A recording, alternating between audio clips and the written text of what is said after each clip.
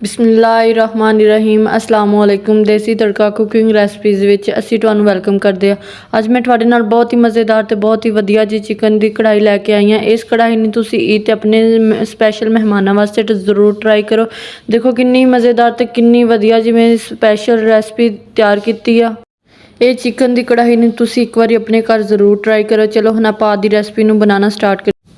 इस रेसिपी ਨੂੰ बनाना बहुत ही आसान है तो ये रेसिपी मैं ਤੁਹਾਨੂੰ बहुत ही कम ਸ਼ਈਆਂ ਵਿੱਚ बनाना सिखावांगी। ਤੁਸੀਂ देख रहे हो कि मैं इत्थे नमक लिया, कुटिया होया थोम लिया ते नाल ही एक मोटा प्याज बरीक कटिया होया लिया ते 2 टमाटर ले है जिन्होंने मैं अद्धो वध कर लिया।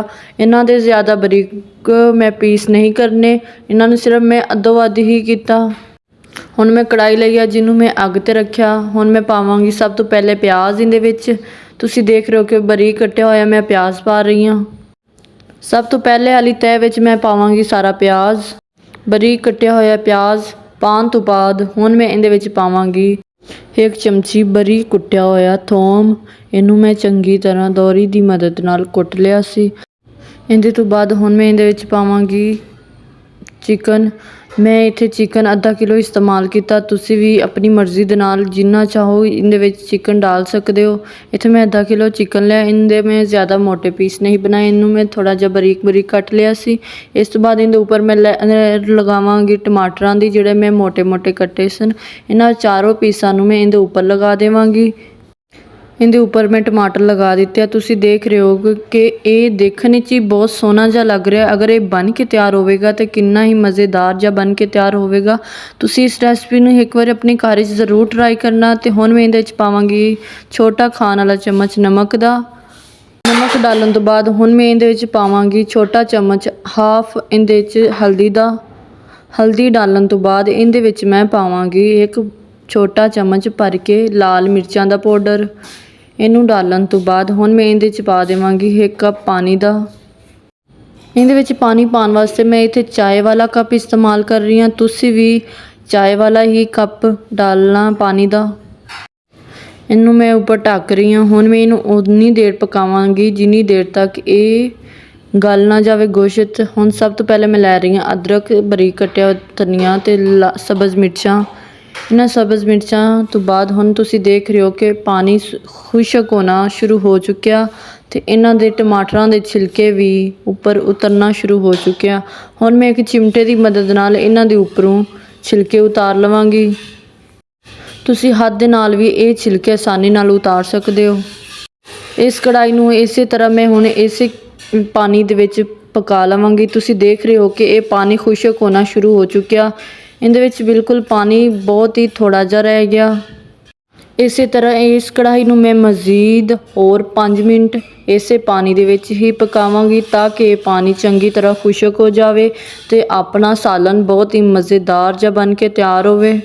इस कढ़ाई नूं पकांदे होए मैनूं 5 मिनट हो चुके। हुण मैं इहदे च पावांगी 2 खाण वाले सालन दे चमचे घ्यो दे। इत्थे मैं डालडा घ्यो दा इस्तेमाल कर रही हाँ। तुसी अपनी पसंद के मुताबिक ऑयल या कोई होर भी घ्यो इस्तेमाल कर सकते हो। इस तरह हुण मैं इहदे च पा देवांगी बरीक कटियां होईयां सब्ज़ मिर्चां। मैं 3 तो 4 सब्ज़ मिर्चां बरीक कटियां होईयां डाल रही हाँ। इन्हां नूं डालण तो बाद इनू मैं चंगी तरह पकावांगी। इनू 2 तो 3 मिनट तक मैं मज़ीद होर इनू इस तरह भुनना ताकि मिर्च भी इहदे नाल पक जाए। इनू पकांदे होए 2 तो 3 मिनट मैनू हो चुके आ। हुण इस तो बाद हुण मैं इहदे च पावांगी बरीक कट्टी हुई अदरक। अदरक मैं इत्थे थोड़ी जी इस्तेमाल करांगी।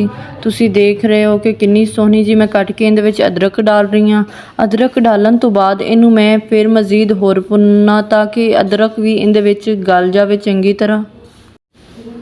अदरक नूं इहदे विच मैं हिला लवांगी चंगी तरह। इस तो बाद इहदे विच मैं पा रही हाँ सुक्का धनिया 1 चम्मच। सुक्का धनिया डालण तो बाद इनू मैं इस तरह भुन देवांगी। इनू भुनदियां होया मैनू तकरीबन 5 मिनट हो चुके। तो देखो कितना ही मज़ेदार जिहा मेरा सालन बन के तैयार हो चुकिया। तुसी इस रेसिपी नूं अपने घर अपने मेहमानां वास्ते बनाना ना भुल्लिओ। ये रेसिपी नूं एक बार ज़रूर ट्राई करो तो मैनू भी कमेंट सैक्शन में ज़रूर दस्सिओ कि ये रेसिपी किंज दी बन के तैयार हुई आ। ਇਸ ਕੜਾਈ ਵਿੱਚ ਮੈਂ ਇੰਨੇ ਜ਼ਿਆਦਾ ਮਸਾਲੇ ਇਸਤੇਮਾਲ ਨਹੀਂ ਕੀਤੇ। ਤੁਸੀਂ ਦੇਖ ਰਹੇ ਹੋ ਕਿ ਬਹੁਤ ਹੀ ਕਮ ਮਸਾਲਿਆਂ ਵਿੱਚ, ਬਹੁਤ ਹੀ ਕਮ ਚੀਜ਼ਾਂ ਵਿੱਚ ਇਸ ਕੜਾਈ ਨੂੰ ਮੈਂ ਬਣਾ ਕੇ ਤਿਆਰ ਕੀਤਾ। ਤੁਸੀਂ ਦੇਖ ਰਹੇ ਹੋ ਕਿ ਕਿੰਨੀ ਸੋਹਣੀ ਜਿਹੀ ਕੜਾਈ ਮੇਰੀ ਬਣ ਕੇ ਤਿਆਰ ਹੋ ਰਹੀ ਹੈ। ਹੁਣ ਇਹਦੇ ਨਾਲ ਹੀ ਮੈਂ ਇਹਦੇ ਵਿੱਚ ਪਾ ਦੇਵਾਂਗੀ ਬਰੀਕ ਕੱਟਿਆ ਹੋਇਆ ਧਨੀਆ। ਬਰੀਕ ਕੱਟਿਆ ਹੋਇਆ ਧਨੀਆ ਡਾਲਣ ਤੋਂ ਬਾਅਦ ਹੁਣ ਤੁਸੀਂ ਦੇਖ ਰਹੇ ਹੋ ਕਿ ਇਹਦੇ 'ਚ ਮੈਂ ਬਰੀਕ ਕੱਟਿਆ ਹੋਇਆ ਧਨੀਆ ਡਾਲ ਰਹੀ ਹਾਂ। ਬਰੀਕ ਧਨੀਆ ਕੱਟਿਆ ਹੋਇਆ ਡਾਲਣ ਤੋਂ ਬਾਅਦ ਇਹਨੂੰ ਮੈਂ ਅੱਛੀ ਤਰ੍ਹਾਂ ਹਿਲਾ ਦੇਵਾਂਗੀ। ਤੁਸੀਂ ਦੇਖ ਰਹੇ ਹੋ ਕਿ ਮੇਰਾ ਸਾਲਨ ਬਣ ਕੇ ਬਿਲਕੁਲ ਤਿਆਰ ਹੋ ਚੁੱਕਿਆ ਹੈ। ਇਹ ਕੜਾਹੀ ਨੂੰ ਤੁਸੀਂ ਆਪਣੇ ਘਰ ਜ਼ਰੂਰ ਟਰਾਈ ਕਰਨਾ। ਈਦ 'ਤੇ ਸਪੈਸ਼ਲ ਮਹਿਮਾਨਾਂ ਵਾਸਤੇ ਵੀ ਜ਼ਰੂਰ ਟਰਾਈ ਕਰਨਾ। ਆਪਣੇ ਬੱਚਿਆਂ ਨੂੰ ਬਣਾ ਕੇ ਖਿਲਾਓ। ਬਹੁਤ ਹੀ ਮਜ਼ੇਦਾਰ ਜੀ ਅਤੇ ਬਹੁਤ ਹੀ ਵਧੀਆ ਜੀ ਕੜਾਹੀ ਬਣ ਕੇ ਤਿਆਰ ਹੋ ਜਾਂਦੀ ਹੈ। ਇਹਦੇ ਉੱਤੇ ਮੈਂ ਹੁਣ ਪਾ ਰਹੀ ਹਾਂ ਕੁਛ ਡਿਜ਼ਾਈਨ ਕਰਨ ਵਾਸਤੇ ਕੁਛ ਅਦਰਕ ਬਰੀਕ ਕੱਟੀ ਹੋਈ। ਤੁਸੀਂ ਚਾਹੋ ਤਾਂ ਡਾਲ ਸਕਦੇ ਹੋ, ਨਹੀਂ ਚਾਹੋ ਤਾਂ ਨਹੀਂ ਵੀ ਡਾਲ ਸਕਦੇ। ਹੁਣ ਦੇਖੋ ਮੇਰਾ ਸਾਲਨ ਬਣ ਕੇ ਬਿਲਕੁਲ ਤਿਆਰ ਹੋ ਚੁੱਕਿਆ। ਇਸ ਰੈਸਪੀ ਨੂੰ ਜ਼ਰੂਰ ਟਰਾਈ ਕਰਿਓ। ਵੀਡੀਓ ਨੂੰ ਐਂਡ ਤੱਕ ਦੇਖਿਆ ਕਰੋ। ਜੇ ਵੀਡੀਓ ਪਸੰਦ ਆਵੇ ਲਾਈਕ ਕੀਤਾ ਕਰੋ, ਸਬਸਕ੍ਰਾਈਬ ਕੀਤਾ ਕਰੋ ਅਤੇ ਇਹਨੂੰ ਸ਼ੇਅਰ ਕਰਨਾ ਨਾ ਭੁੱਲਿਆ ਕਰੋ। ਇਹਦੇ ਨਾਲ ਮੈਨੂੰ ਦਿਓ ਇਜਾਜ਼ਤ। ਆਪਣੇ ਸਾਰਿਆਂ ਦਾ ਖਿਆਲ ਰੱਖਿਓ ਅਤੇ ਮੈਨੂੰ ਦੁਆਵਾਂ 'ਚ ਯਾਦ ਰੱਖਿਓ। ਖੁਦਾ ਹਾਫਿਜ਼।